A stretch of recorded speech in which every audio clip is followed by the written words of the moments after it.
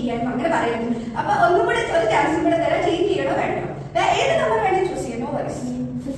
15 മാറ്റമാണ്. ഇനി ചേഞ്ച് ചെയ്യുന്നുണ്ടോ? ഉറപ്പാണ്. അപ്പൊ 15 ആണിപ്പോ ദേവനന്ദ എടുത്തിരിക്കുന്നത്. 15. ഓക്കെ, ഒന്ന് ശ്രദ്ധിച്ചോ.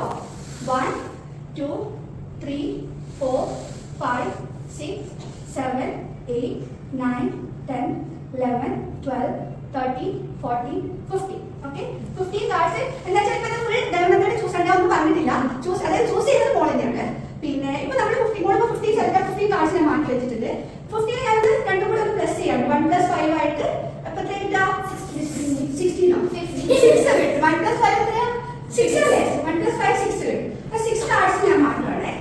1 2 3 4 5 6th കാർഡ് ദേവനന്ദ വെച്ചോളൂ.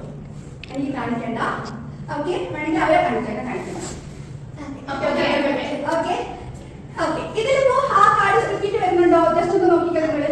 അതെ, ഞാനിപ്പോ എടുത്ത് വെച്ചാൽ 15 വെച്ചപ്പോ 6, അതായത് 6 ആവുന്നത് 1 + 5. അപ്പൊ 17 ആണെങ്കിൽ ബി കാർഡ് ആയിരിക്കും വരാം.